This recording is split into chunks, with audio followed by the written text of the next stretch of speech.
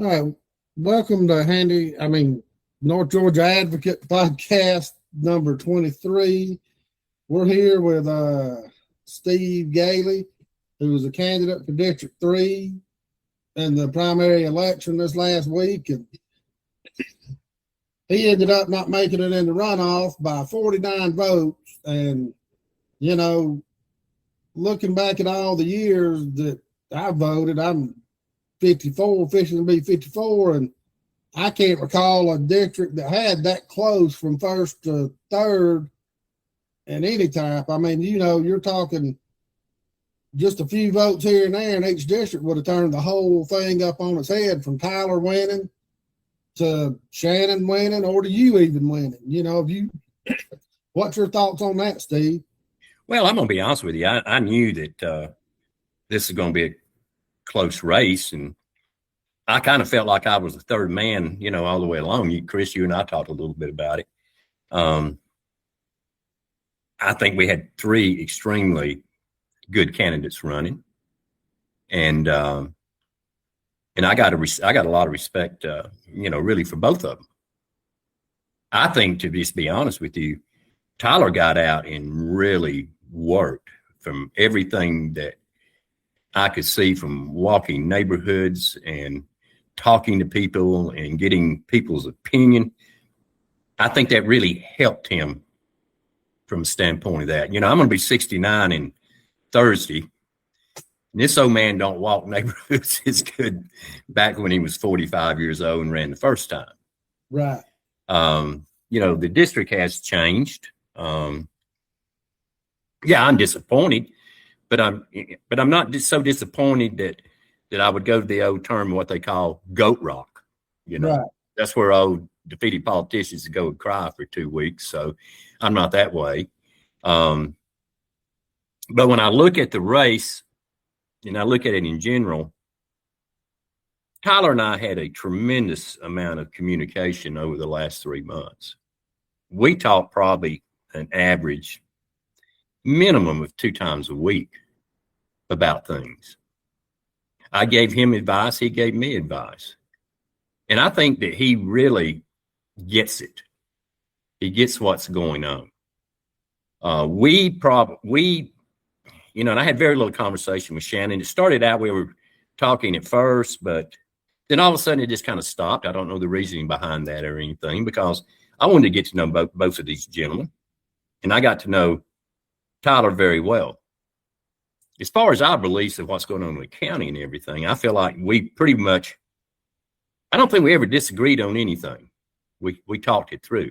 Tyler's smart enough to understand that you're not going to stop growth. And I think his vision is somewhat like mine is from the standpoint that especially on this high density residential that's going on, especially over in the East Hall area, I'm not in favor of that. He's not in favor of that. You've got to get back to some kind of realization of what you can work with and what you can't. And he understands that, because he's a property rights advocate just like I am. He is not anti-growth, because you're not going to stop the growth, but you got to manage it better. Right. And I think he understands the sewer situation that we're dealing with. You know, we purchased that sewer. It was never intended to go to residential growth. I've talked to 2 previous commissioners that served after I did, and they said the very same thing. It was never intended to go to residential growth. So I think he understands the importance of what the cost of it is if we've got to purchase more also. So, you know, in all regard, you know, I'm going to get behind Tyler in this race, and it's nothing against Shannon. It's just that I feel like that he's done his homework. Right. You know, I feel like I somewhat feel like he's forgotten more than Shannon and I know what's going on in the county government right now. Right. He's been to a tremendous amount of meetings. He's done his homework, and I feel like he's really the most qualified. Yeah, you can't argue with that. I mean, that guy, he knows that UDC and the comprehensive plan better than probably the commissioners that are sitting on the Well, I think he definitely understands it better than our staff does.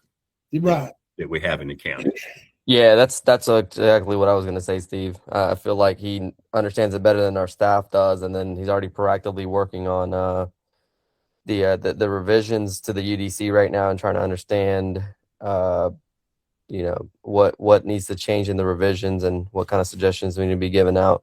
Because he I mean, I messaged know that. me asking me about the data centers specifically because I got two rezonings done for data centers, one in Gainesville, one in Forsyth County, and the current wording, I think it mentions like a medium sized data center, which is a minimum of 20,000 square feet up to 100,000 square feet. So we got approvals for 1,800 square feet. It's a different type of data center, but it's still a data center. So, so is the minimum requirement because of that only going to be 20,000? So I think he caught that, and he's supposed to be working on trying to figure that out. And Well, I think we got to understand. It's like in the comments that I made with the questions asked about this, is that things are evolving and changing with data centers every day as far as power usage, water usage. There's all kinds of things changing. I think everything goes through a learning curve. But that seems to me to be the most biggest thing that people are concerned with. They don't, and I really can't see what a data centers. It's not going to add traffic to the roads. It's not going to do things like this. There's a lot of things it's not going to do. I don't agree with giving the tax abatements and things along that nature. I personally don't. I don't believe in that in any general regard. Right. So, that's we're trying to get the tax base up on the commercial side and business side, and not rely on the residential tax base. Yeah, and that's the only way you're going to get it to lower or stay steady is to get more commercial. Well, I think there's still a lot of questions not answered, concerning that. I just know it's pretty much got. It seems to be the whole country's in an uproar over what's going on with the data centers. Well, yeah, they're fed these. It's all generated from they're being fed horror stories from the initial data centers that were built, and those were concerns of those things. But you're talking, this is 15, 20 years down the line now. Yeah, but I can't see a data center using 1 million gallons of water a day, not even anywhere fractional cost to that with the closed loop systems they have and the other systems they have out there available for.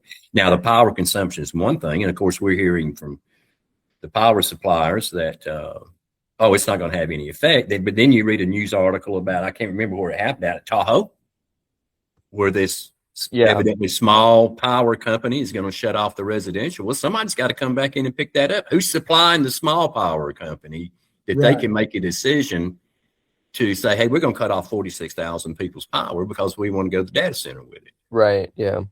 Yeah. That happened in Lake Tahoe, somewhere around there. So there's a lot of issues going on with that.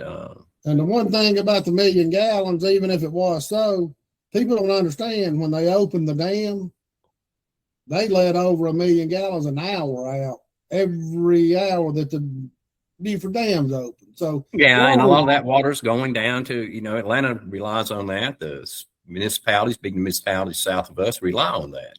Right. The point in case is I think that technology is going to evolve a lot in the next 2 or 3 years to where this might be a moot conversation in 2 or 3 years from now. Yeah. Well, you see now, and Veryl and I have talked about this, a lot of these places are building their own power stations now. Yes. The data centers, and that would probably, that could be something they could put in the UDC. Hell, build your own power source. They got that in the new UDC for on-site power generation.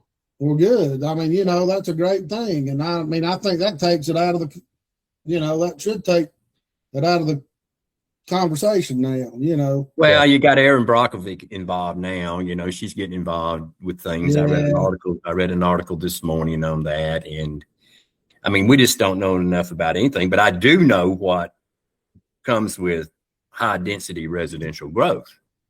And it's not good. That's my biggest main concern. during this whole campaign that I ran was we had to get in control of that. Well, what happens, Steve, if, like, say they get in and they continue the growth up 365? What's the next options? Is the city of Gainesville going to double the fees to get more sewer, or we're going to have to go to White? Well, I'll assure you, if we have to buy another, we're not going to get it for $14 a gallon. Let's put it that way. Probably more like $38 a gallon. Well, that's just upsetting. Yeah, and that's another thing too. These tap fees that they're charging on the residential growth is they got to make sure that we're recouping the initial cost. And I'm not talking about the cost of just the cost of the sewer capacity. I'm talking about the cost of the lines, the feeder lines and everything. Right. So when I went back and did an analysis on that, I think we're probably a good $10,000 short of what we should be charging for a residential tap fee. I mean, I want to see it go back to where 2 units per acre density wise in, yeah. And in I the think residential. Tyler's even mentioned that as well. That's one thing that he's high on. I don't want to speak for him. Yeah. I mean, like I said, you're not going to stop the growth. And yeah, you're going to have people not in my backyard stuff and everything. I dealt with that the first, the 8 years I served on the commission before. Primarily over in the area where Tyler and I live, you're looking at acre lots, with septic and water, and up to an acre and a half with well and septic on the same piece of property. There's still a lot of land over here that could develop in this area, that could develop into, subdivisions. The land cost is driven from what people are being told from real estate people and everything. They're selling the property. Well, the more houses they can get on the property, the more money you're going to get for your land. Right. So I think that's the driving force, all along. I mean, but we have not gained anything percentage wise as the ratio between residential growth and industrial, commercial, business type growth. We're not. We need to be at least 40% business growth to, in the percentile to even out the tax base to where it needs to be. Right.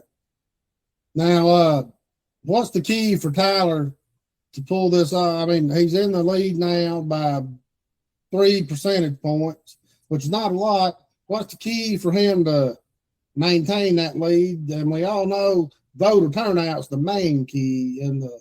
Well, that's going to be the biggest thing, and I don't see probably really maybe 12% coming out in this runoff. It's getting your people that voted for you back out there again, and that's what you're going to have to do.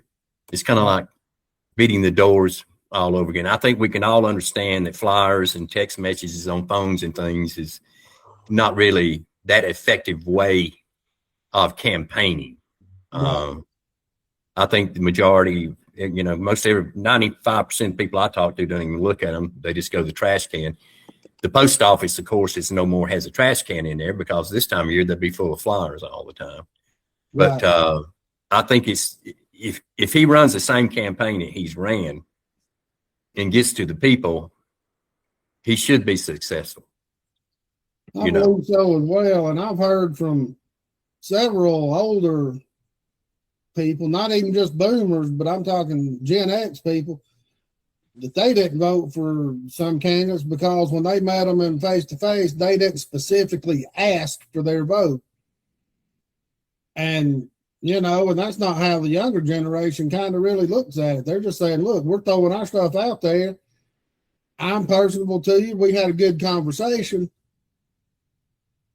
They don't come out and say, I would love to have your vote. They just take it more as an implied thing. Right. And that's if you're going to meet somebody, if you're going to meet them face to face, you need to say, hey, I appreciate it if you vote for me. Right. And that's a key point of what you have to do. This election, was probably the weirdest election I've ever ran from the standpoint of how you ran the election. word of mouth. I mean, I had name recognition. I had a little bit of an advantage over both of the candidates I ran against. Then poor old Tyler got hit with that thing that he couldn't control from the PAC people, didn't have anything to do with it, and he did not authorize those flyers to go out for him and everything. And I think that's a shame that a PAC can do that to a candidate without them okaying it. I mean, I got 3 mailers. One didn't come to, well, the first 2 came Friday before the election on Tuesday. I got another one last Saturday, and I was telling Tyler about it. Well, I got another mailer. Well, the thing is that, when a candidate doesn't authorize that, because Tyler ran the same campaign I did, we stayed under the $2,500 expenditure and money raising scenario. Because I just don't think that money's really what wins the races. I think that you have to. And Tyler did the homework. He walked a lot of neighborhoods. I was impressed with how he did. And you're dead on, because me and Vera looked at it. Shannon raised over $70,000. Spent 35, at minimum 35, just on the primary itself, and here Tyler is spending less than $2,500. Yeah, and the thing is that that I think that's probably the largest amount of money that's ever been spent, I would think, in a district race, other than what Kathy has spent, or what I have no idea. I haven't looked at her campaign stuff. She spent like 30 grand, but it was all in the last 2 or 3 weeks when she realized, hey, I got some competition down here. By God, I better step it up. Oh yeah, I think so, definitely. And I'm all in for Mark down there. It's just simply from this fact and reason that we got to get, people say, well, he's going to be just like her and everything. I don't see that. What conversation I've had with him or anything like that. I think that he will do the right thing. The biggest thing we need on the commission is change. And we know we're going to have change with either Tyler or Shannon. But you got to understand, there's another scenario here that we have to be concerned with. Regardless of whoever wins the Republican primary, they could be facing an independent in November. Right. So that's another, scenario to look at. Gina has served on the Planning Commission for, I don't know, several years, I think. I mean, she was on there when Shelley got elected. Shelley took her off. Then Higgins appointed her. I think there's some baggage with her that could get back into the point of some of the other things that happened with the Planning Commission. Right. I haven't specifically pulled up her voting record on the Planning Commission, but there was a lot of things got approved. So it's going to be interesting to me. Is she going to look at the growth issues going on? It's the same way that I look at them, Tyler looked at them, and Shannon looks at them. So that's going to be a big if here, if she gets the signatures to qualify as an independent. Well, then we got to look at, was she in on, how many of them illegal meetings was she in on? I don't know. I haven't seen anything. If any, I mean, that's something you're going to have to look at as well. Well, I mean, the point in case is that, I don't really have any direct knowledge whether she was or not. Right. That's what I'm saying. I'm not, Gina seems like a nice person to me. She said things in the forum that we had with Jody that led me to believe that she kind of feels like Tyler and myself as to what we talked about in there, and especially and even Shannon, from what Shannon has commented on, how he feels about the growth issues that's happening in the area. No doubt. And let's get back into District 1. And the main reason I'm behind Mark is not that I'm anti-Mark or for Mark. You got to break up what they call the three amigos. The Cooper, Stowe, and Powell are voting the same way every single time, 99% of the time. I think Kathy went rogue on a couple of votes just because she knew it was going to pass anyway. When the pool was voting a certain way, but you can't, if we don't get the change now, we may have 4 more years of that going. Oh, I don't think there's going to be any doubt it could in 4 more years. And don't get me wrong, I've known Kathy. I like Kathy as a person, but it's time to move on. I think but the people are going to decide that. I was really surprised at the percentage of the votes that she got, and I think a lot of it's just people going to the poll that's not been involved in the process of what's going on down in South Hall. I'm not so sure that South Hall's already so sewed up with the rezonings that's been approved, out of the 10,000 we know that have been approved, that we don't know what they are right now and where they're at. And that's a question that I would have want answered before I would approve any additional high density growth down in that area. You got to understand, South Hall is transitioned to the point of obviously the fastest growing district in the county. And you can see that by how the area that's represented in that area is shrinking. Okay. Gainesville's, growth, Jeff's population has shrunk. So his area has shrunk, not his population has shrunk, it's grown, so his area shrinks. So that just makes District 3 get bigger and District 2 get bigger. Same amount of people, they try to do it. But I think a lot of people in South Hall were just, you go to the polls and hey, I've heard that name. And you, especially when you have the I beside your name, I think it's definitely, right. Definitely an advantage. Well, and you look at it tells you how fractured they are too. Corey and Mark Fall ran, and Corey got almost 20% of the vote, and he spent less than $2,500 too. Corey was a good candidate, and Mark, I think the only difference between Mark and Corey was Mark goes to Free Chapel. He's got that whole church base behind him, and they trust him, and that's a lot of votes there too. So but that's neither here nor there. But it does matter because that could be the swing vote between him and Kathy. Yeah. I don't see, I think it's very obvious to me. We call them the Three Amigos, which is kind of hilarious, but you definitely see those three making all the decisions is what we see right now in the commission, pretty much. And even with my philosophy is with Mark, we don't know what we get. No, we don't. We know what we're getting with Kathy, and I think it's worth the gamble to put a wild card on there to see exactly what we get, because in 4 more years, it'll be easier to replace Mark than it will be a 4-term Kathy Cooper at that point. Oh, definitely. I think we've got to give Mark the benefit out of the doubt.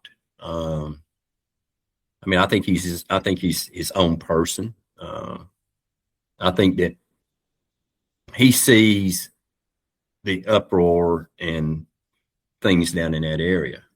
Like I said, you're not going to change things overnight, but it's just not the growth issues that we got to be concerned with. We're sitting here dealing with a debacle on this courthouse deal that's going to cost the county millions of dollars, and the location they're looking at that is just ludicrous to me. It's just the most asinine thing I've ever seen to where they're looking at locating that courthouse. Yeah, and we're hearing rumblings that they're already coming to a contract pretty much agreed on for the old Grubbs Marketplace, the old Quiznos, Yeah, I've heard that. I've heard that very same thing too. But we've also heard there's 3 or 4 property owners back there that's not going to sell come hell or high water. No, they're not. And that's going to hold up the process as far as the eminent domain process goes. I don't think there's grounds, in my opinion, for eminent domain.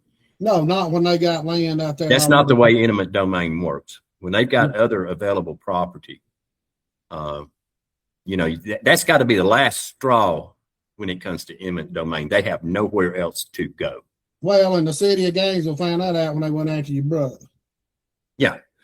And the county don't want to go down that route. I mean, it could be, if they do that, it could be 8 to 10 years before this is resolved. Yeah, I mean, it's going to be a court proceeding, and a couple of the individuals I've talked to that are going to be the holdouts, they have the money to fight, and I'm sure they'll have good attorneys fighting for them.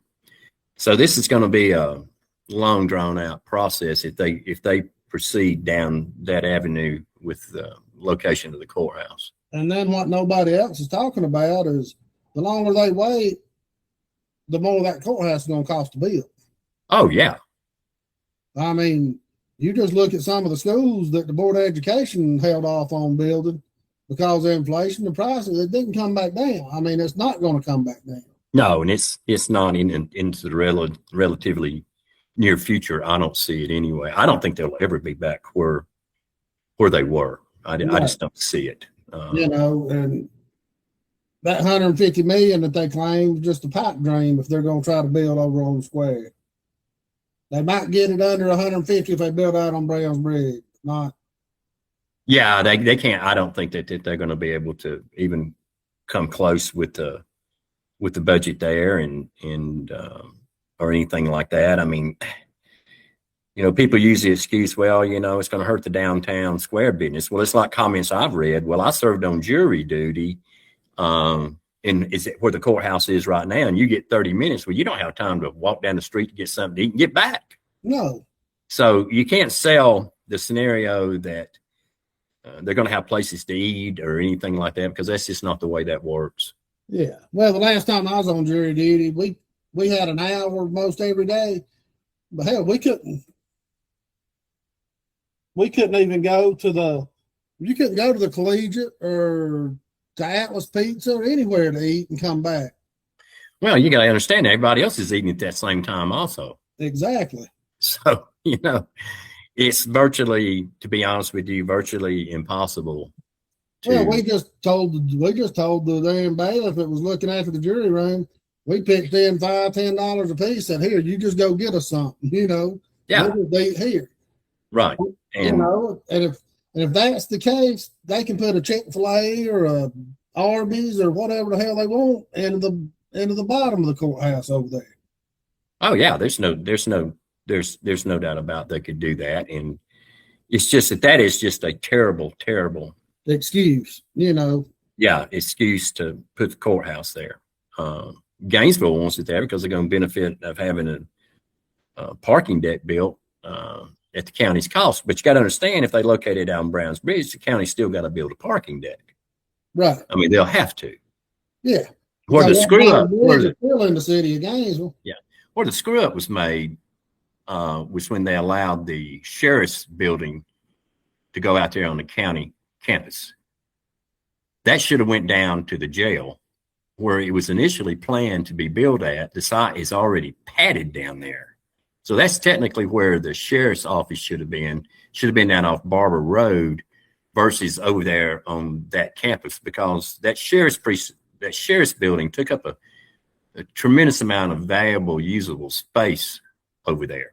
Yeah, and I don't see the reason for it over there either. I mean, well, I don't either. That was a decision made after me, but it was always envisioned when I was on there, when we built the jail, that it would go down to where the jail was built. There's a site already padded out there for it.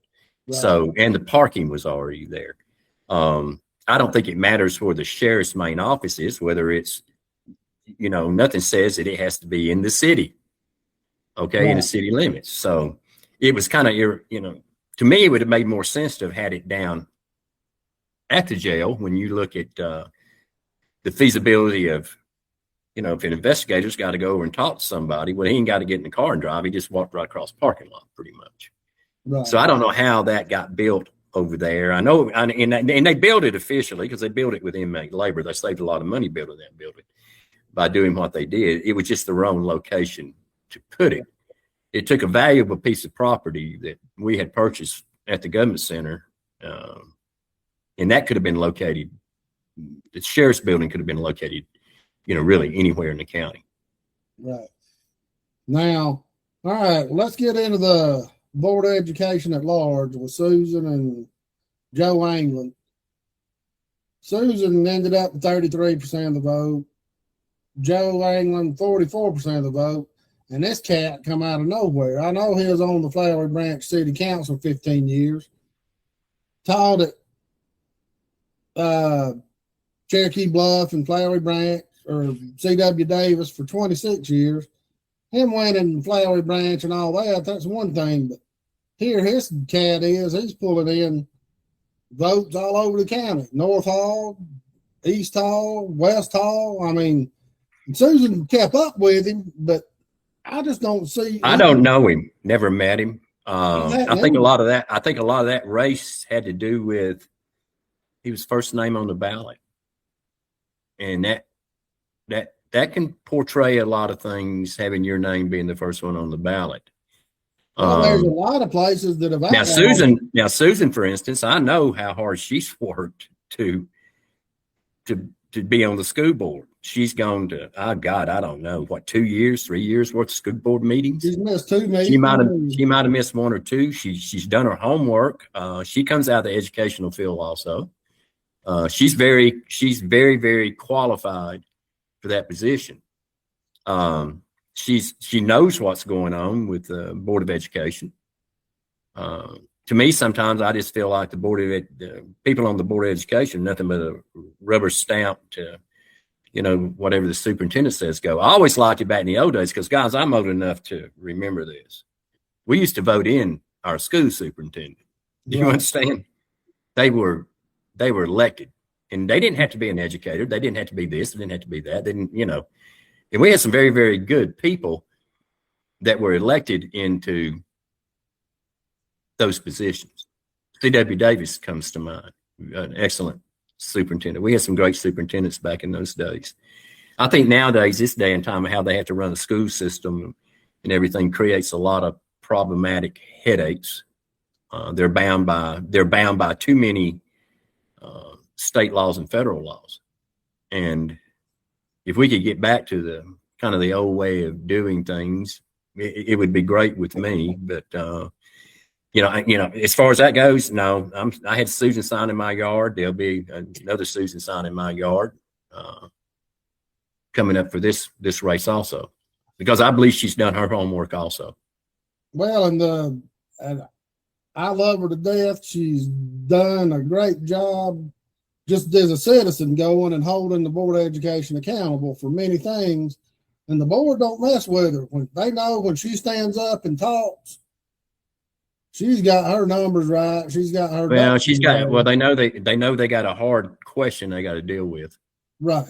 And that's what I like. Us as board members are going to have to be put under the, part of you got to be put under the gun sometimes. You're going to have people out there that's going to do their homework research, and you got to listen to them. Right. And don't get me wrong, everybody can't think Susan's going to go in there and just be a bull in the china shop if she does get elected. No, and I don't think she'll operate that way. No. I think she'll bring some clarity to the meetings because she's just one vote, and she's obviously not going to change everything around. She's not, but she can bring some things, I think, to the board that, that they will listen. And I think she'll bring something that's missing. She wants conversations to be had, not just Schofield, I nominate so-and-so, or I think we need to do this, and then it's 5-0 or 4-0, unanimous vote. And that won't happen with Susan. She's wanting to be more transparent and ask questions and, hey, why are we doing this? Well, and I think that's, I think that if people are tired of what they're paying in school taxes, I think that that's the way they need to go. They really need to seriously consider her for this position. Just to be honest with you, I think they really need to consider it. Yeah, I feel like this election's kind of like brought that to the forefront. Is so many people complain about taxes, wasteful spending, and all this stuff. Yeah, you had 13% turnout for voting out here in Hall County, which is just wild to me. But our younger generation has got to do a better job too of actually showing out and coming out and voting. So, no, I totally agree, and that's a big thing. Tyler is, I don't know how much younger how old is Tyler? I think he's like 38, maybe. I figured he was a little older than maybe that. 42. He's 38. Yeah. I think he's the youngest I think he was the youngest of the three of us. By far, yeah. And in regards to point, if Shannon gets elected, I'll be behind him, 100%. Just as even if he ends up running against the independent, I'll be behind him. Because I think these guys, they understand. I just think Tyler's got the game. He had the game up on both of us as far as knowledge and really what was going on. Sometimes he gets a little too technical about things, and he's over people's heads. But he's like he told me, he's kind of a nerdy guy about stuff like that. But he'll learn through the process. I think he understands what's going on with the budgeting process also. And that's the biggest eye opener as to what you got to dig into is the budget and know where the skeletons are. And I can help either one of them as far as, hey, you need to be looking at this, you need to be looking at this, you need to be looking at this, because it's just not all about the growth issues. It's the general amount of money the county is spending. And, it's like they splosh. Back when I was in there, you were lucky if the splosh brought in the money that you estimated. Now the splosh is bringing in more money than what was estimated. So what are they doing fiscally responsible with that extra money? I know it can only be used on projects that were approved in the splosh. Or to pay down debt. Yeah. So, but are they being fiscally responsible about it? We got a lot of major road work that needs to be done. I think it's tremendous amount of road work that's got to be done. White Sulphur Road is just a mess coming in out of Gainesville city limits because Gainesville don't want to put any. And it's getting worse too with this port, and they think it's not going to get better. Yeah, and I don't think yet. It's going to take months for us to see the impact of what the port's going to have on traffic in that area.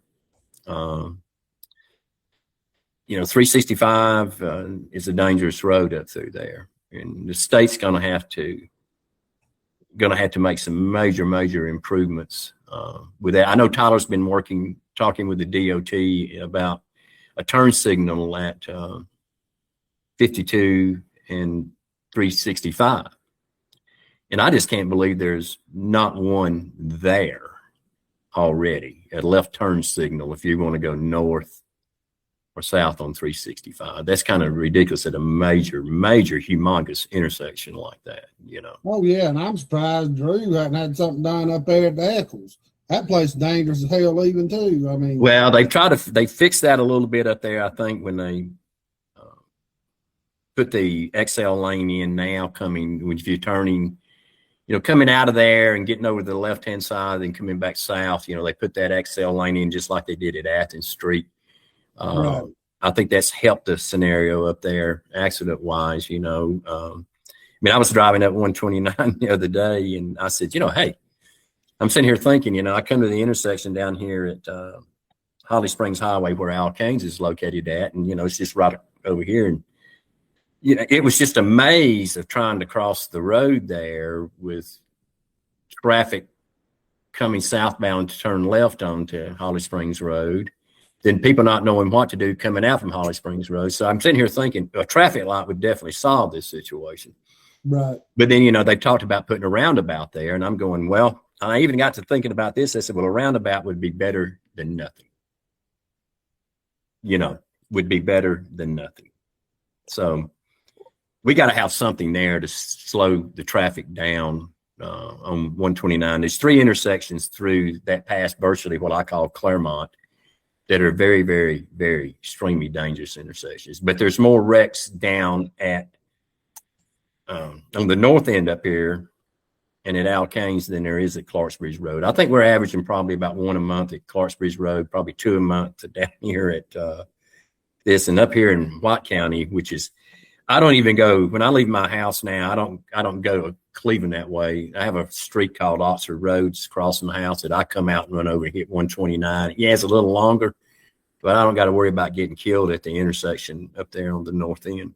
Right. So then that's state issues that they've got to deal with. I mean, that has something that's been going on for years and years and years. But I think that to get the change and to get and for the people's voice to be heard, we got to definitely make that change in the commissioner down in South Hall. Well, and the main, and Veral and I, we had talked about this before, and we hit on it too, Steve, when we talked personally. It's not just that the three amigos vote together, it's just that how they, especially Kathy, will flat lie to your face and then vote against you in the meetings. Like with Greg on several things, she said, look, I'll vote the way you want you vote. You don't have to worry about it. Then you get to the meeting and then she kicks in, he gets kicked right in the groin. Well, we had a lot more when I was on there. I think we had more respect for the district commissioners. I didn't usually nuddle into very much in what would be going on in District 1, 2, and 4. I mean, those people are elected to represent those districts, and they should take the heat, from their constituency to what they approve. I just don't really, what I don't see is I don't see a respect, especially in Greg's case. Me knowing what he tried to do and things he tried to get accomplished, I just didn't see any respect out of the other 3 commissioners within regard as to what he thought that the people who elected him and what he thought they wanted him to do. And I just didn't see it. I have not seen that. And everything seemed to be in those cases on the development stages. And that's bothersome to me, Right. Oh, yeah. That's crazy. I just don't see how you can have that much disrespect. I mean, and that's one thing, I don't think Mark could do that. Personally, no. I mean, and I think no, and I would hope not. And if he does, I'm gonna be the first to send him a message and give him a phone call. Hey, bud, you told us this. I think he'll toe the line. And I think any commissioner in this county's worried about. They got to worry about the people that try to influence everybody in this county. I don't see Tyler being influenceable at all. I don't think Mark will be influenceable, and I don't really think Shannon would be influenceable. There's just certain things where you pick your battles and your fights, and that's what you run with. They always have the option, if they don't like what they do to them in a meeting during a commission time, to chastise them and question them out as to why they voted that way. And that's something you're going to see. I used to do it all the time. And that's something that I would have done if I was elected again. I mean, I think I was the last person that was running for this district that any of the sitting 3 commissioners wanted to see elected. I would just tell you that right now, because one of them especially knows how I operate. And I think the other 2 got a pretty good idea how I would have operated. You just can't take it. I mean, my point in case is you don't take the bullshit from them. Okay? Yeah. You put it back on. And you do that in a personal meeting. And if you want to call that humiliation or whatever, there's nothing wrong with asking a fellow commissioner, I want to know publicly why you voted that way. Give me a reason. So that's what you got to do. It's not going to be easy. And if Kathy gets reelected, unfortunately, Shannon or Tyler is going to be facing the same thing that Greg faced for 4 years. I feel that way. And I know, and I honestly believe Tyler will go back to calling them out. I mean, I just think he's that type of person because he's sick of it. Well, I would think so. And I think, Shannon wasn't on the planning commission long enough to really get a good idea of, how he would be on the planning commission. But I think there was a couple occasions that some things went on in the District 3 area that he did question and kind of call out while he was on the planning commission. I'll give him that. And I feel like he'd do the same thing. I have nothing wrong. There's both guys are fine, upstanding people. I just got to vote for the person I feel like that has done the homework and really gets it. And I think, Tyler gets what's going on. I do too. And the one reason against me, and I know Viral and I both, how many times have we reach out to Shannon's campaign and Shannon himself to try to come on the podcast? Oh, yeah. Yeah. No response. And he finally responded to me like a week before the primary and said, I'm just going to pass on it. Well, you should have told us that a month and a half ago. A month ago. Yeah, I don't see why anybody run for office would pass up an opportunity to compete in a forum or especially get on your podcast. You guys are not sitting here. You may not like the person you're talking to at all, but you're not coming across with that fact and way. You're giving them actually an avenue to get their point across. And I think what y'all do is a great thing. It reaches a lot of people. I would never pass up an opportunity for a forum. Now, one thing I guess I'm a little concerned with, I'm trying to figure out why the chamber has decided to hold a forum with commission candidates only. I can't remember ever really when the chamber has done this. So I'm trying to figure out what's going on with why they all decided to do a forum. And what surprises me is just the commission candidates. It's not the school board members or anything like that. And so that don't make any sense to me. So I'm trying to figure out why the chamber is trying to stick their nose into the politics, which they're very involved in the politics, but I can't remember the last time. I can't really remember when the chamber's ever done anything like what they're doing right now. And they've not put out a format or anything. They just said it's going to last from 6 to 8. I mean, yeah. And so I don't really understand the reasoning behind that. Matter of fact, if I was a candidate, I'd probably look more about not going to that forum than I would any of them. Because I just don't understand what their reasoning is behind I don't understand what their agenda is. Right. The only thing I can remember the chamber getting involved in is trying to get SPLOST passed. Well, yeah, and they're the people who technically promote SPLOST for the county, because the county's not allowed to legally go out there and right. Campaign, spend money for SPLOST or buy signs or anything like that. That's a no-no, very big no-no. Matter of fact, commissioners, it's really questionable as where sitting commissioners should say they support it or they don't. I mean, really, because the law is very clear on that. Well, I'm just trying to figure out, why is the chamber doing this? See, Zach got into that too. He'd go to all these communities and talk about passing SPLOST and everything. Yes, and I felt like, they had one up here in Claremont, and that's crossing the line. And I really questioned the legality of them being able to do that, because there's an administrator out there. It's your highest administrator in the county, and they're out there pushing this. They were pushing the transportation SPLOST tremendously at that point in time. And I had some questions at that meeting. Greg was there too. Greg was pushing it and everything. And I'm going like, I started to say, well, kind of what y'all are doing here at this meeting's, to my understanding, is illegal. You're not supposed to be doing this. And then here's Zach out there telling everybody, well, you either pass it or we're raising your property tax. Yeah, and that's not his decision to say, and that's not a county administrator's job to say, because it puts the commissioners in a very, very bad situation when you've got somebody. Says it at the county. He says it at the board meetings all the time. We ain't got no choice. We'll raise your property tax.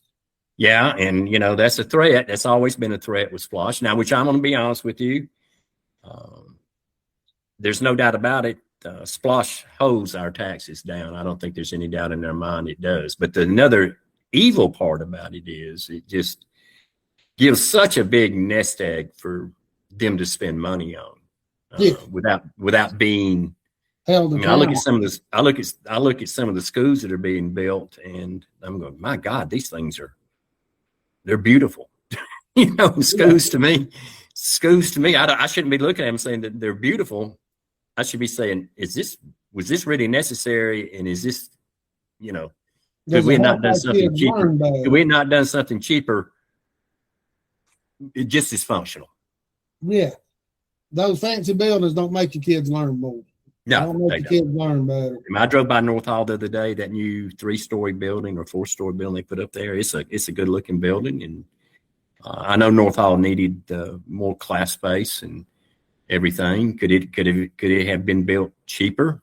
Well, when I look at the building, it's I wouldn't call it fancy. It kind of has the facade look. It's what the new gym and everything that was built over there has. So I really can't complain. I mean, it's not got no big columns out front and, and things like that, Right. So I think it's just being good stewards of the money and building a functional building is the key thing to what we need to do as elected officials. I mean, I know people have visions of what a courthouse needs to look like. Well, their vision of what a courthouse needs to look like, what my vision of what a courthouse needs to look at are two different animals. Yeah. Like I'd build a courthouse that look like the jail, probably. Yeah, that's the way I do it. I mean, just something to do. Like Filled up concrete cast type stuff. And now what these idiots do in Forsyth County, they built the Taj Mahal over there and they can't even use the damn thing. Yeah. Right? Yeah, they can't use it for official government business, from what I understand. They can't hold meetings in it. They can have their offices and everything there, but they can't hold meetings in it. Now, that is the craziest thing I've ever heard of. When we bought the Liberty Mutual complex and we stole it, we got it for $6.5 million with 39 acres of land. It was only tax digested, nearly $12 million. We only ended up paying about $6 million for it, a little under $6 million, because Liberty Mutual leased it back for a year. And we knew damn well that we weren't going to be able to move everything over there in a year anyway. It was going to take coordination and everything to get everything moved. And people question, well, that's not in the city limits. Well, hell yeah, it's in the city limits, or I never would have bought it not being in the city limits. It was in the city limits. Right. And of course, people in Gainesville got mad. Well, you didn't build it downtown. Well, there's no room to build it downtown. There wasn't room back then. And we need a campus that we can grow on. People have told me that's the best decision they can ever remember being made by the commission, was the purchase of that facility. And I still believe it's the best decision, and it's gonna help this county years out with what can grow and expand down there. Yeah. Now, one thing that we, once we get into the fall and back in the next year, before we go, why are they rushing? Me and Vero talked about it a little bit last time, and I want to get your opinion on it. Why are they rushing this UDC with no county administrator? Possibly 2 seats going to be replaced on the commission. We know one's going to be replaced, possibly 2. Can't they come up with like a mediated type of deal to where? No, it's getting their agenda across. Now, if Kathy wins, you'll probably see some of this process slow down a little bit. But I think if she wins, we're going to see a lot of things shoved. If she loses, we're going to see a lot of things shoved through in the next 5-6 months. Yeah. Not to say that anything can't be changed. You got to understand, the UDC code and the comp plan is nothing but a plan. You can change it. You can change it in a meeting. Just takes 3 votes. You can kick it out and say, no, we're not going to do this anymore. That can be done. That's just a guide. And that's what I'm saying. People take that too seriously because that thing is so generic. There's things in that thing that's not going to apply to certain situations. And I think that's what we're seeing with the one we have right now. Do I expect a big change? Do I expect to see a big change in the density of what they've got right now under this UDC, this new one, if they get it through before the end of the year? No. That's going to have to be changed if we get a change on the commission. And it can be changed. Yeah, no, I agree with you, Steve. I feel like we're going to see a lot of stuff getting pushed through in the last few months if she loses this upcoming runoff. Well, I told a gentleman the other day, and he said, well, what are we going to do with this property we bought if the courthouse doesn't go there? And I said, well, it's called surplus property. You sell it. So that's what you do. It makes sense to do that. Well, I know, but it don't make sense to buy it in the first place, especially if there's going to be a change of leadership on the commission. But they're going to drive and push toward that anyway. Do you understand? Yeah. But it's just like I told this individual, hey, if they don't put it there, it's called what we call surplus property. Somebody else will come in and buy it. Yeah. You may not get what you paid for it, but you will. The grubs market part is part of that part, my understanding, was acquired or is being acquired. Or if it's not already acquired, I don't know. They don't seem to tell you anything. That's part of the new parking deck plan. And whether the county's going to proceed with building that parking deck there, whether the courthouse is there or not, would be the most stupidest thing I've ever heard of. Right. But we never know. Yeah, and then the city's supposedly building a parking deck over there next to those new apartments at the old jail anyway. Well,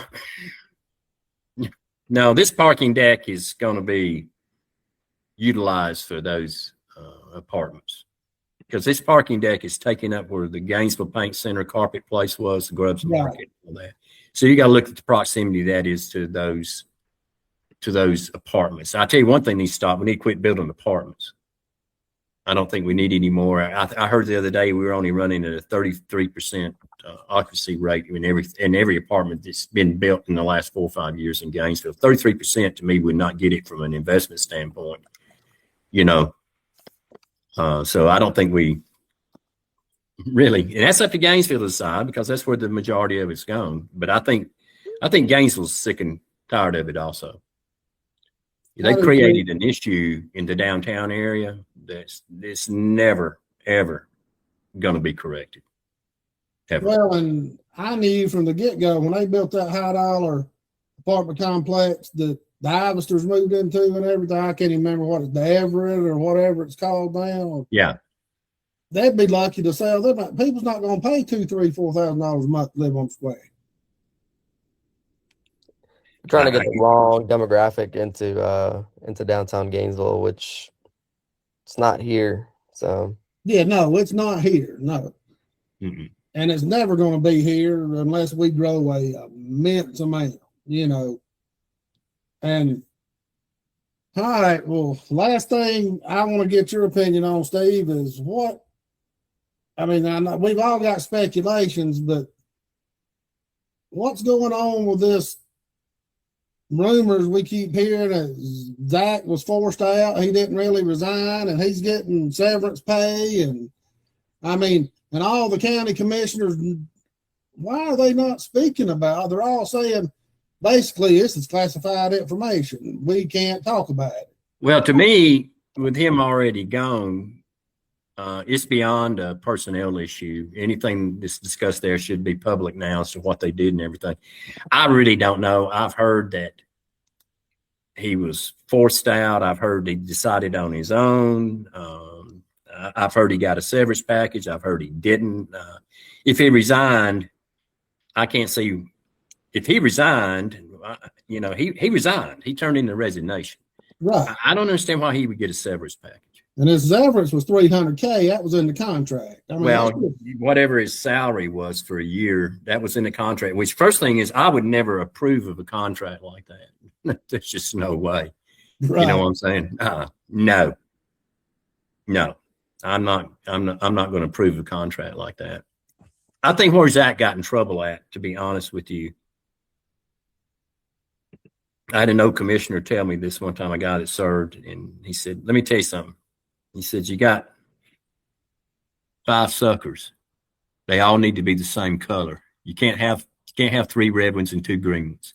So everybody's got to be treated the same. And I think that's where Zach failed at personally. I'm not saying that he failed because if 3 commissioners tell you to do something, you technically, have to do it. But you need to make the other 2 commissioners aware of what's going on.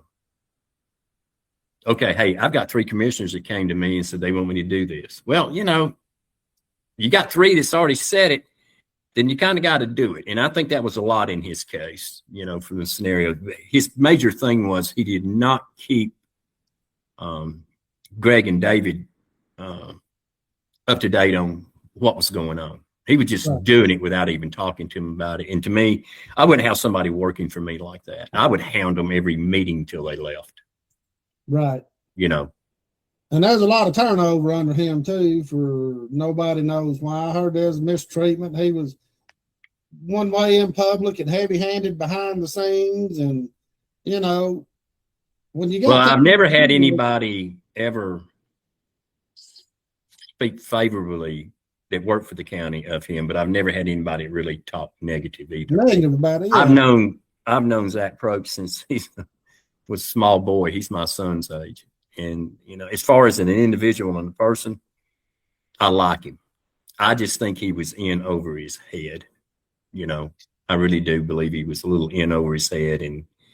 And there's nothing wrong with telling another commissioner, hey, or 3 commissioners, hey, I got to talk to the other 2 commissioners about that. And I think that's, even though they might not want the cat out of the bag or whatever, but his job, part of his job responsibility is to treat all the suckers the same way.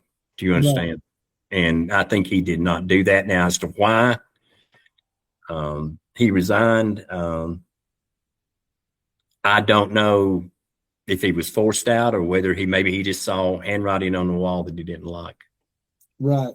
It's better to resign than to be, technically you could be fired from your job. That doesn't look good on anybody's resume. But if he resigned as to why he's receiving severance, that I don't understand.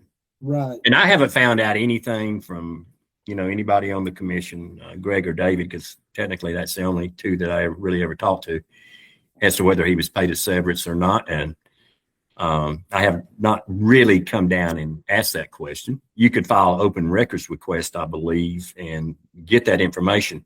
They would have to give it to you because right now it's not really a discussion for executive session. Right. Because it's done. Yeah, it's over with. They're not in there talking about him anymore. So right. Then they'll be talking about some other staff and what they're going to do. I don't think they need to hire anybody else in that position right now until the commission is seated into who we know we're gonna have on there. I think they would be doing the taxpayers a justice by waiting on doing that. I mean, my God, they've got the guy filling in seems John seems to be quite capable of handling this for a while. They've got another assistant county administrator. Hell, we only had 2 people there. We had a county administrator and assistant county administrator. Hell, they got 3 or 4 lawyers on staff now. I don't know why they need that. Well, that's an outside law firm. Yeah, it's got to be costing a hell of a lot more money than what it cost us to have a firm to handle it like we did in our days. Oh yeah. So there's a lot of waste there. I hope who's elected starts really. The growth is an issue, but you got all the other stuff going on that are just the big issues. And the budget's one of them. The staffing, oh my God, what we pay people, is. That's one thing Tyler's harped on is he's always said, a lot of people think he's anti-SPLOST, which he is to an extent because of how the county wastes money. He said, if we can get the county spending under control and stop the waste. Yeah, he's told me the same thing. And that's like I stated earlier. The problem with SPLOST is it's like sticking a cookie jar out there and you don't look at you're just not being held, you know, it just leads to things to where you're not looking at everything like you need to look at it. Just because you got it doesn't mean you need to spend it. Okay? And that's the way I look at it. Just because you have it don't mean you spend it. I mean, I'm all in favor of giving taxpayers rebate on their property taxes. I was told that there's over 200 positions in the budget that are budgeted in our budget that never get filled. So I'm going, well, why is there 200 positions in the budget? I'm not saying you got to roll back the millage rate. You know what Kemp's doing, for instance. Yeah, they cut the taxes in Georgia some this year. But when Kemp gives out that $250 or $500 check or whatever he's sending out, that's a rebate. I think Hall County could do the same thing. Hey, we took in more money than what we really need. Our reserves look good. Okay, let's rebate people back. And I'm talking about only personal property owners. I'm not talking about businesses. Right. I'm talking the people like me that pay, and you involved. We pay property taxes. Right. So I think that's something definitely if you looked at. I think they'd be well within the law to do that. Yep. Well, I appreciate your input, Steve, and your wisdom.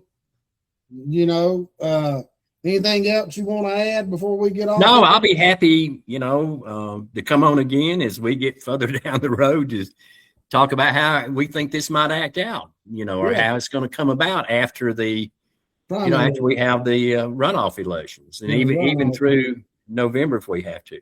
We got a lot of, you know, I'm hoping that we get a decent turnout because of the Senate race and the governor's race. I'm hoping we get a turnout in this that we normally wouldn't have. You know, we could be in a situation where we could have a governor running like Kemp did that didn't have any opposition Republican primary, or you could have had a lieutenant governor running to have the opposition, or you could have had senator might not have been up at that time.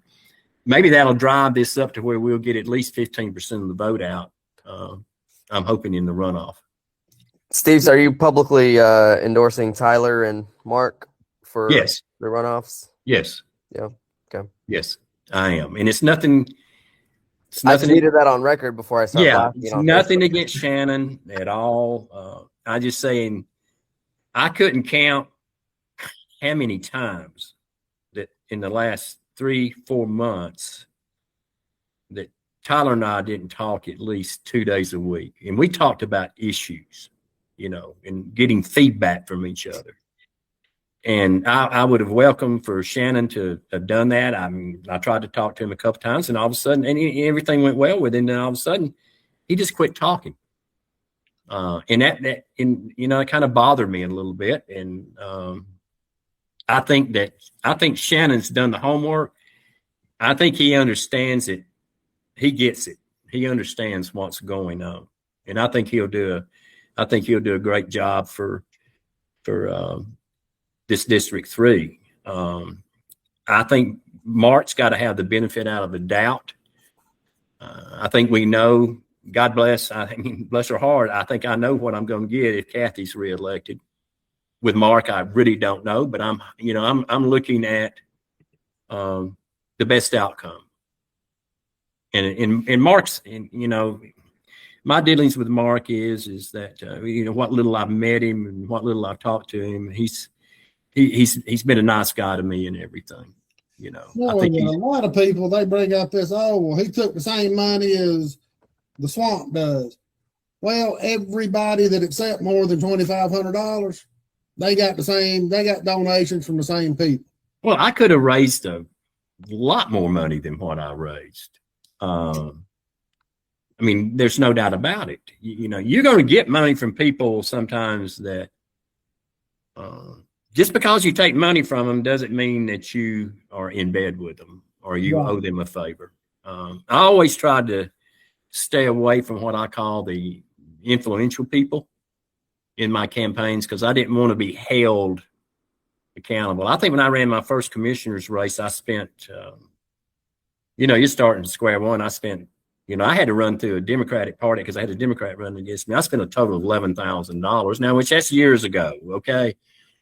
But what helped me this point in time is that I didn't really have to spend a lot of money on signs because I had kept my campaign signs since 2001. So I've been holding big signs down there. They had District 3 on them. Some of them said chairman, where I had a sticker of them. I just peeled that sticker off and it said District 3 again. Right. So the signage is the biggest part of the campaign. And of course, I think it's the best thing you can have out there in a campaign, but I didn't have to spend thousands of dollars on signs because these signs, these 3x4 signs are, depending on the material you get them out. If you get them out of the thick material, which we call a 10 mil, it's like $90 a piece. Right. So, I had 38 of those, roughly 38 of those out, and I didn't have to spend that money. So that's why I was able to run such a low budget campaign. I spent money with Glory Radio on ads, and I'll tell you why, because I think that there's people that listen to that show every day, probably, I would say somewhere in the targeted area, 1,500 to 2,000. It's primarily in this district that listen to it avidly. I spent, money with him. I didn't spend any more money with the paper. I didn't spend any more money with WDN or anything like that. So, the point in case is the way you run the campaign's now a lot different. I never sent out mailers I don't think I ever sent out a mailer when I ran for a campaign. Even when I ran against Higgins, I don't know how much money Higgins spent against me. That was a very, very low budget campaign countywide for me. So I don't think you get it done with mailers and text. Things that annoy people don't help you. No. And the text messages that I've gotten, I just hit stop.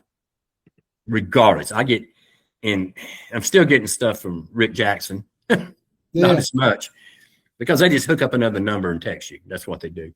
Yeah. But yes, as far as I'm concerned, I think that to get a real big change in the county, and I think we would have a change if Shannon got elected too. I just look at is how hard Tyler's got out there and done his homework.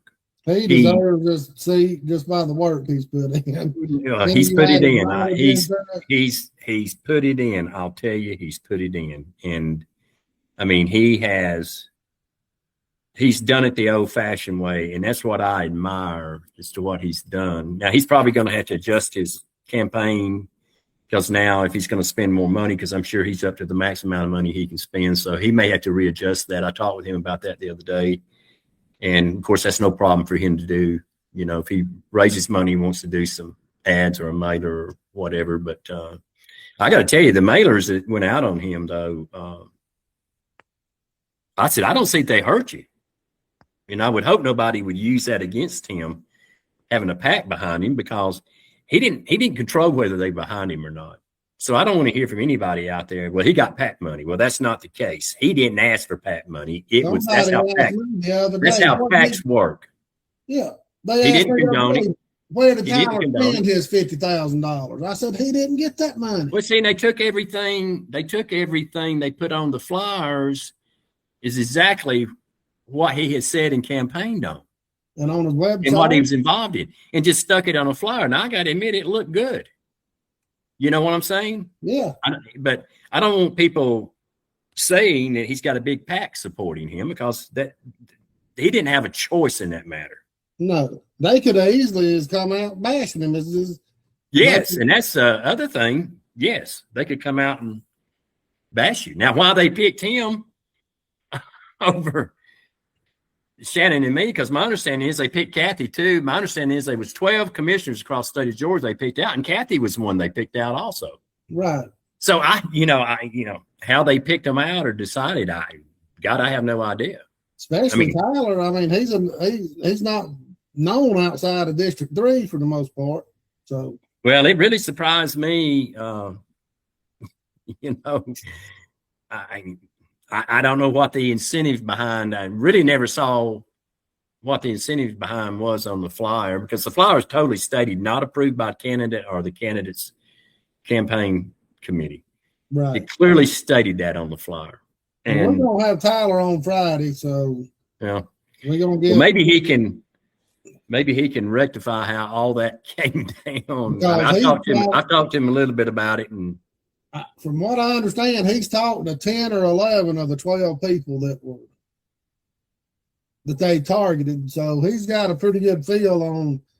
Well, I think he even contacted the State Ethics Commission on about what could be done about it, because they went out and he didn't approve it. And I think he found out that it doesn't matter whether he approves it or not. They can do what they want to. Yeah, pretty much.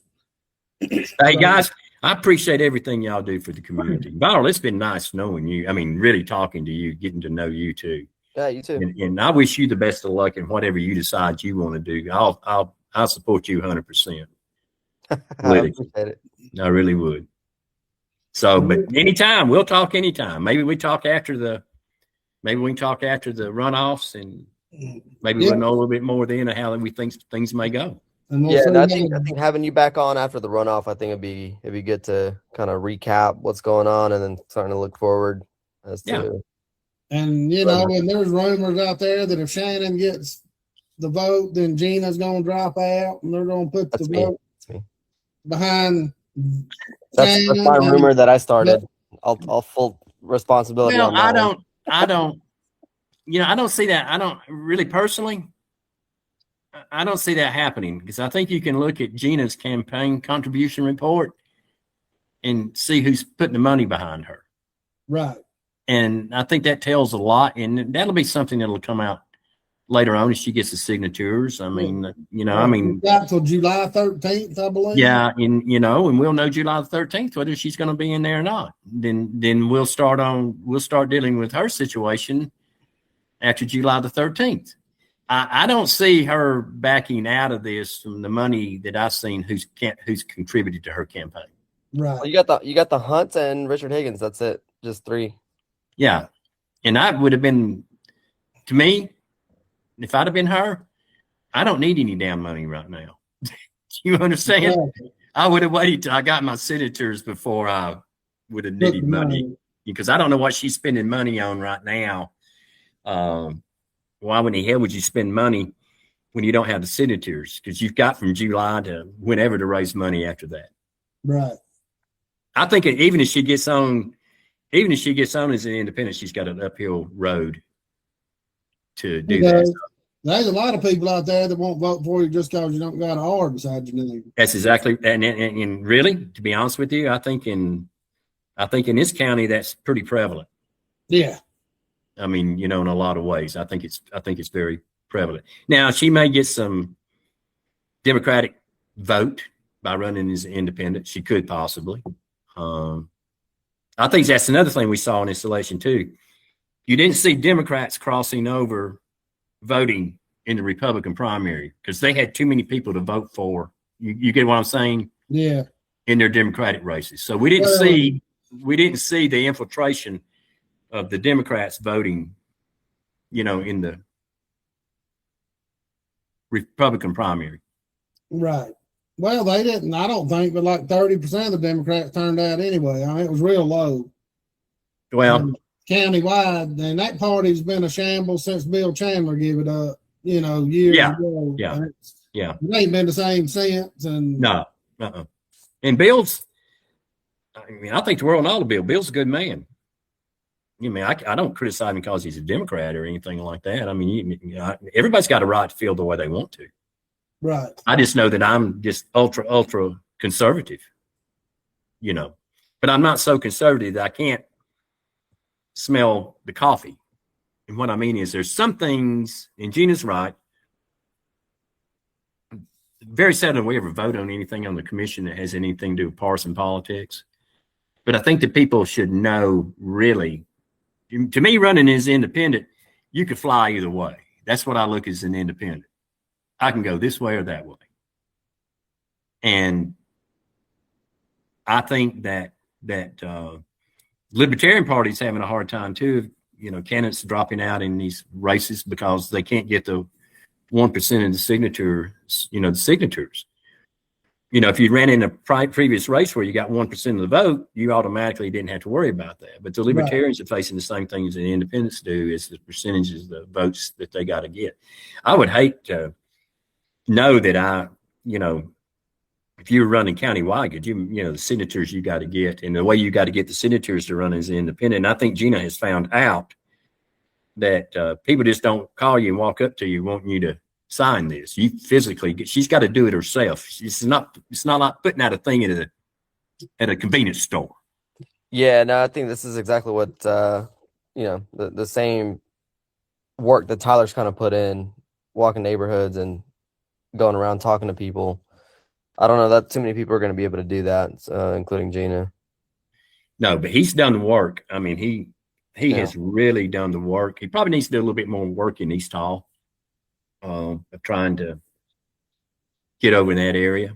I mean, he hit Lula the other day. Went and talked to a buddy of mine up there and gonna start. Yeah. Getting up there and maybe making a little inroads there. But if he can maintain North Hall and get a little bit of Lula or Gillsville or. Yeah. I mean, they always say the person that's leading loses in the runoff because of the turnout there. People don't get back out and vote. This case may be a little bit different this year. You know what I'm saying? Oh yeah, Tyler's still hitting the bricks. I text with him every day, just on Messenger, just checking in and see how he's doing, and he's out there hitting the bricks. Yeah, and he's working at it, but he's also talking issues to people, and that makes a big difference. He's not out there saying, "Hey, would you vote for me? I'm so and so." He's talking what he is. He's talking about, well, what do you think the biggest issues are in Hall County? Yeah, and that's where you get people entwined into your campaigning to vote for you is by doing it that way. So I think he's done an excellent job as far as that goes. I mean, it's like I said, I don't like Tyler any more than I do Shannon, but I think he's done the work and put in the work. He knows what's going on. I mean, really, he understands the system. There's going to be some tweeting. There's going to be some things. I've offered my services to him to help him with anything. If Shannon beats him in the runoff, I'll offer the same thing to Shannon if he wants to ask. Okay? So you can't be an IA coming into this. I had a little bit of government experience coming in. I was a mayor and a council member and everything in Claremont. I had dealings with the county, so I had a good idea of how the county operated when I first got elected. So I could hit the ground running pretty fast, and I did.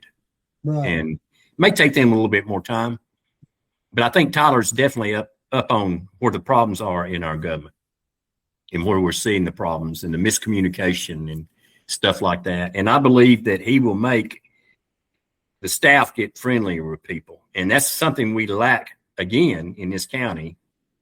That our staff, I think some of them just don't give a shit about the John Q public out there. They're not going overboard to help them solve their problems when they come in there and they've got an issue. Right. So I think, he understands where the problems are. And where we have the biggest problems, I think, are in the development side of the permitting and development side of Hall County, not making things clear to people what they can do and what they can't do. I had a guy call me the other day, and I'm going to have to talk to the chairman about this. He's got 2 pieces of land. He's got a 1 acre lot and a 6 acre lot, 2 separate tracts. Well, he went in to apply for a permit, and they told him, well, you're not getting a permit on this one until you do something over here on this one. Well, you can't do that. If he's got a code enforcement issue, you know what I'm saying? Make him fix the code enforcement issue, but you can't hold up his permits on a total separate lot. Right. That's just not the way to play things. I mean, that's ridiculous, but that's how they play the game down there. It's called blackmail.